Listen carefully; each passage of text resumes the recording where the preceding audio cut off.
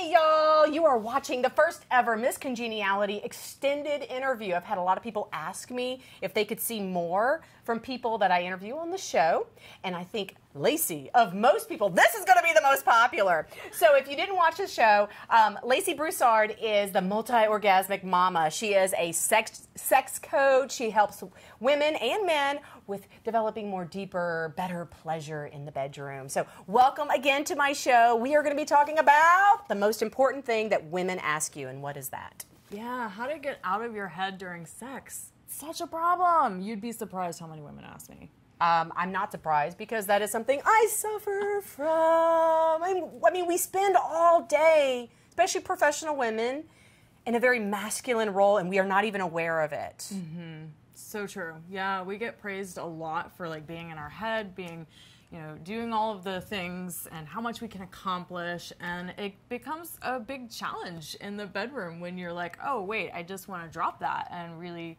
feel what's in my body and connect with the sensual woman inside of me again. Wow, yeah. Or that we don't even know that's what we need to be doing. Mm-hmm. If you're so used to being productive and everything's about how fast you can do something, you almost want to take that energy into the bedroom, and then you realize you're missing something. Yeah, totally. Yeah, missing a lot. Well, one of the best things that you can do to break that habit is to create some sort of ritual that you can really switch roles more easily. So, for example, when you get home from the day, just commit to stop working. Stop working. Like, turn the phone off. Lacey. Turn the phone off? Well, just put it on silent and stop checking it so much. So the work emails, you need to stop. So if you really want to be able to switch roles and really get in touch with your body and like become that sensual woman again and have better sex, it's going to require you making a clear distinction from your day-to-day life to your bedroom life. There has to be a clear distinction. Mm-hmm. So that could be a number one issue with women if they're trying to get out of their heads during sex, is that they don't know that they need to make a transition in their day. Right. Why does nobody tell us this stuff? Because no one teaches us proper sex education. Is it like proper sex etiquette?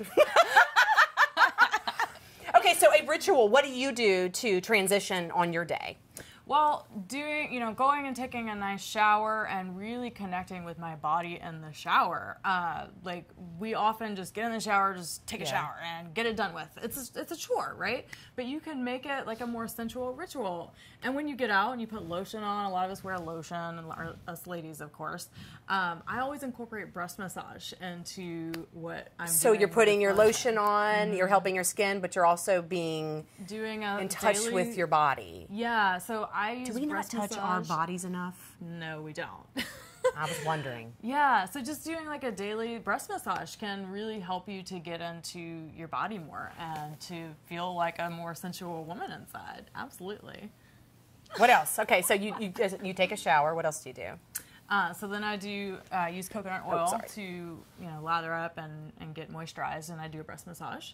And then when I know that I'm going to have sex that night, or I know that I want to, if I'm having a hard time still making that transition after that, I'm often going to ask myself this question: what is it that I don't want to feel right now?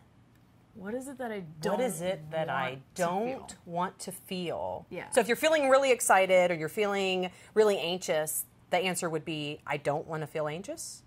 So a lot of us will have like blocks to pleasure, right? So maybe it's like, what if I don't really want to connect with this person right now? What if I'm actually scared of it? So what if the connection is something I'm afraid of? Or what if I don't want to be seen? What if I really don't like my body? What if I have insecurities? What if I'm feeling bloated? Yes. What if I'm feeling bloated and I don't want to be sexual right now? That would be a block. Yes, absolutely. That's How can you handle that block? Well, you become aware of it. Okay. So asking yourself that question, what is it that I don't want to feel? Or what is it that I don't want to experience? I don't want to experience showing up naked with my awesome partner feeling completely bloated.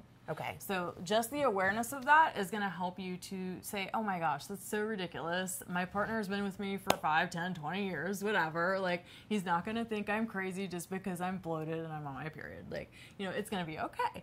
Just being aware of that. Yeah, just being aware that that's what's actually what's going on inside, and that's keeping you from your pleasure. What if you can't feel pleasure if you're bloated? And I'm asking questions because, you know, I mean, obviously I'm thinking what might the audience want, but I'm also asking for myself. I mean, like, what if you don't want to mix those two? Well, then don't. Then that's perfectly fine too. Absolutely. So women often don't recognize that their body has a no as much as it will have a yes. So learning your true no and your true yes is something that we never even stop to really think about. When does my body actually want to be intimate and have sex? How many times do you really check in with your body if it's ready for sex? Not often. If ever. No, I don't think women do that No. at all. It's almost this, I need to do it. It's an obligation. An obligation. Or maybe it's even like an obligation for yourself. Mm-hmm. Like you're like, I want to do this, but maybe your body's going, yeah, but I don't. Right. And you're like, yeah, but I do. But why do I? Oh my God, this is such a set. How do you deal with people in their like sexual stuff? It must be all over the place. Well, it's always a lot deeper than we think it is. It's always something going on under the surface that they're not aware of. So I like to say that what makes me a really good sex coach is that I am an intimacy junkie. I love getting intimate with you. I love getting intimate into the deep parts of your mind that you don't want anybody to know about. I get to know them as a sex coach. So when I have clients that work with me that, you know, they think it's about one thing. They think it's this, they think it's that. I'm like, no, 99.9% of the time is not what you think it is. It's way deeper. So if you want quick fixes, that's not what I do. I don't do quick fixes. You want to change your life and be able to experience more pleasure and turn on, then you got to do the real work and really dive in and go to the deep stuff underneath that's going on to really make the shifts. I'm just speechless because I mean it's awesome. Yeah. Like I really want sex therapy if I could just figure out when I would fit it into my life because I got 10,000 things to do. Yeah. I bet you hear that a lot too.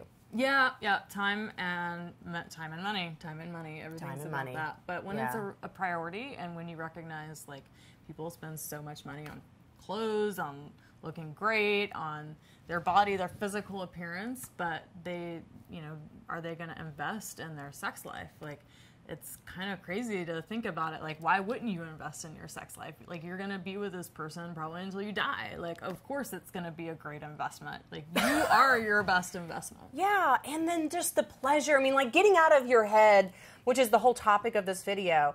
For me, it's not just good just for sex. It's also important to turn off all of that. Go, just for my own release. Yeah. So is that kind of part of it, the conversation too? Is like just feeling relaxation within yourself before you even get to the topic of sex? Yeah. So a lot of people will, again, they just stay up in their heads all day long. Our society is really conditioned that way. And just dropping into your body, it's such a new experience for people that they just never really stop to feel what's going on and to get really present and in the moment. But the best sex happens when you're not thinking about it or when you're not really trying. So you've got to condition your mind to go the opposite way to have the best sex possible. I love that. The best sex happens when you're not really trying. Or when you're not thinking. And we're not thinking about it. Oh my God. Thank you so much for being here, for coming to Bay St. Louis, for being in my show. If you didn't catch it, she's in episode 6 of Miss Congeniality, talking all about sex. We go over all sorts of things, but you're awesome. I love what you're doing, the multi-orgasmic mama. And I look forward to talking with you again. Thanks, Jamie. It was a pleasure being on.